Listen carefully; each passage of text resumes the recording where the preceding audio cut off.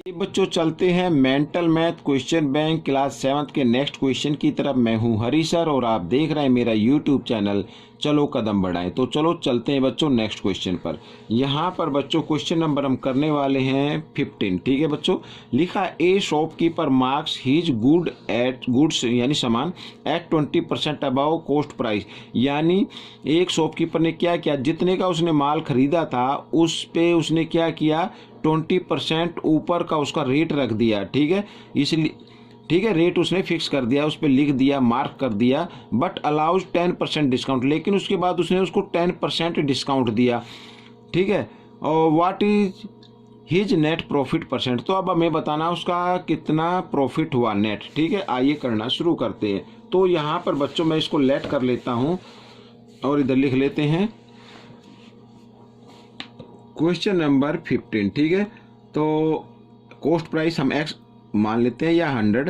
ठीक है, let the cost price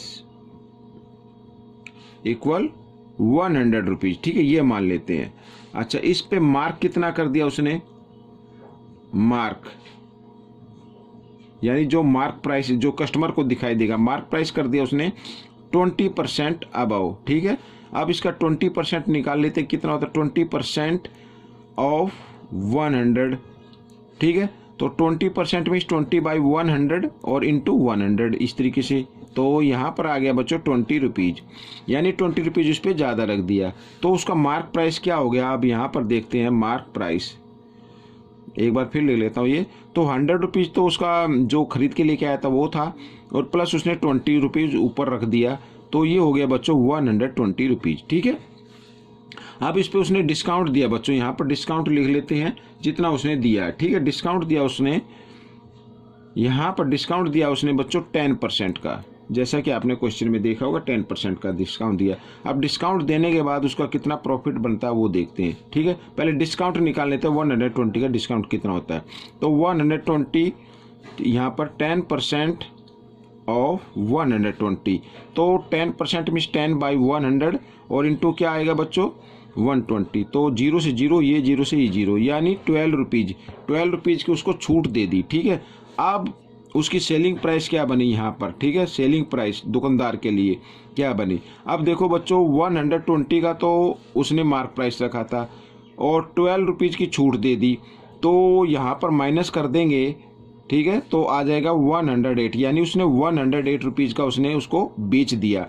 और ख़रीदा कितने का था उसने 100 रुपीज़ का, बेचा कितने का 108 का। तो प्रॉफिट कितना हुआ यहाँ पर लिख लेते हैं।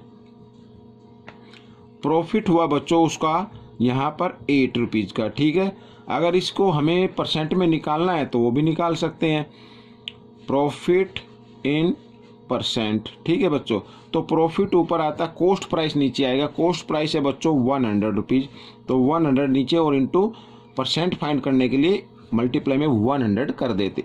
तो 100 से 100 यहाँ पर आ गया 8, तो 8% प्रॉफिट आ गया बच्चों। ये आपका आंसर हो गया। आपको ये क्वेश्चन कैसा लगा मुझे कमेंट्स में ज़रूर लिखिए। इसमें से सीखकर आप दूसरे बच्चों को ज़रूर सिखाएं। मिलते अगले पार्ट में, तब तक के लिए धन्यवाद।